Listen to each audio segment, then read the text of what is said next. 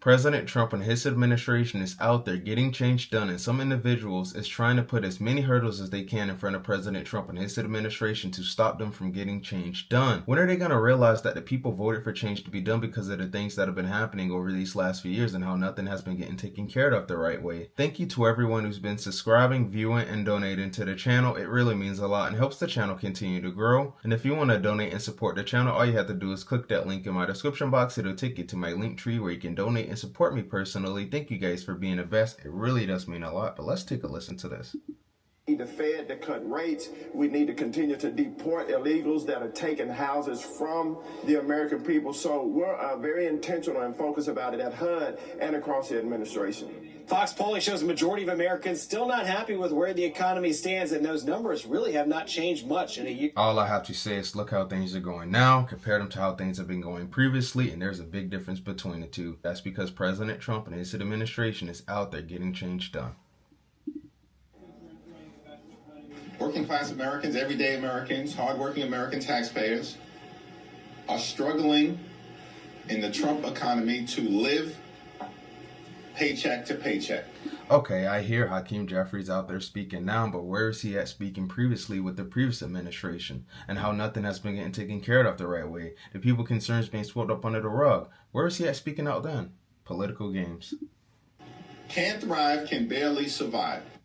While the speech was focused on the economy, the president touched on a number of different topics, including efforts to restrict immigration further from certain countries. And Bill, he had some pretty fresh attacks on Congresswoman Ilhan Omar of Minnesota. Okay, about an hour and a half last night in Pennsylvania, based on my clock watching. Mark, thank you so much for that. Nice to see you. Remember now the message from the Trump team. They have set up the big, beautiful bill to go into action starting January 1. So here's a bit more from the president on that and more last night. We're also putting thousands of dollars in the pockets of hardworking Pennsylvanians with the largest tax cuts in American history. That's no tax on tips, no tax on overtime, no tax on Social Security for our great seniors, our seniors. Get it done. Get it done, get it done, get it done. And all of that kicks in on January 1st. You know, it hasn't kicked in yet. I mean, we're doing great, and it hasn't kicked in yet. And wow. It's amazing. And so on the big, beautiful bill, what they were trying to do is to say, just be patient. Starting in January, you'll start to see things like this. The no tax on tips and overtime, there's a max reduction for tips is $25,000. So imagine if you are somebody who uses tips as part of your salary or to make your living, that will have an impact. The senior deduction, you have to be 65 years old. It phases out at $75,000. But again, for people who are saying gas prices, which are lower, but that food prices are higher, that it's hard for them, that might help as well.